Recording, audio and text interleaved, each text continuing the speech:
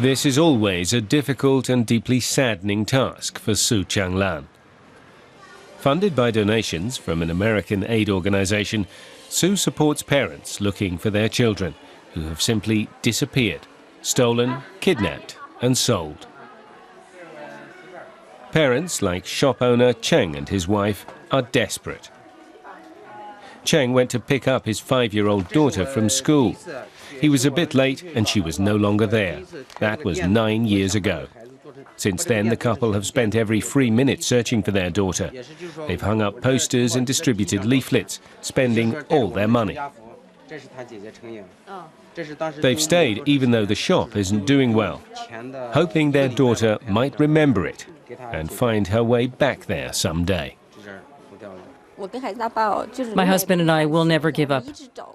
We'll keep looking for her, and one day we'll find her. We'll never give up, no matter how hard and bitter it is. Our life is agonizing.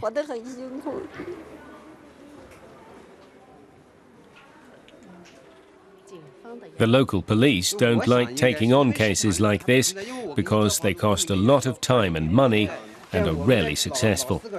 That makes their case records look bad.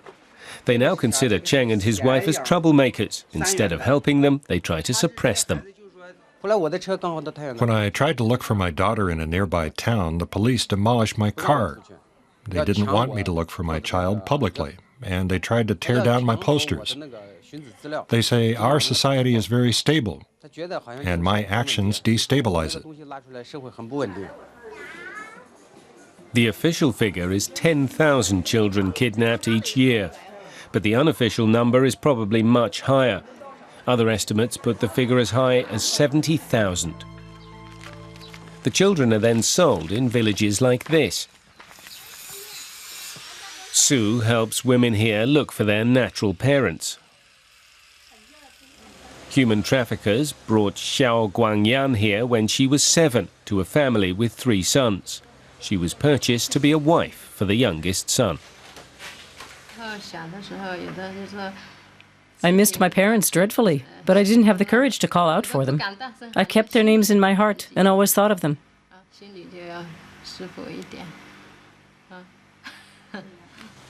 Xiao grew up almost like an adopted daughter. Many parents in rural areas prefer to have sons, but because of China's stringent birth control laws, there are now too few women. Even as a child, Xiao knew she would be expected to marry her new brother. They don't usually send the children they've bought to school. Few of them can read or write. The new families put pressure on them to prevent them from looking for their real parents. They're afraid they might return to them. But they've purchased the girls in order to later marry their sons. Xiao had to submit to her fate. She's now been married to Wu Hanliang for 20 years, and they have 3 children. One daughter is attending university.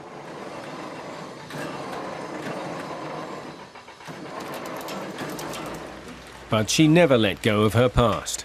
She wanted to know where she came from and who her birth parents were.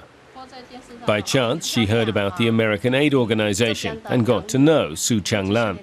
The Chinese government gives its citizens no help with searches like these. But Xiao actually found her parents via Sue's work. When they reunited, the parents put a red sash over their lost daughter's shoulder. Since then, she's visited them on a regular basis. Xiao's husband supported her search. Not many men would do that because the subject remains taboo, and even he doesn't like to talk about how it was back then when he had to marry his sister. At first it felt strange, but then we got used to it after a year or 2. Hadn't they ever wanted to choose their own partners? Back then it was very conservative here. It wasn't an option. Xiao's story isn't an isolated case. Thousands of girls in China who've been sold are looking for their parents, usually secretly against the will of their husbands. Xiao Guangyan's aid organization funds searches and the construction of a DNA databank. Parents and children looking for each other submit DNA samples.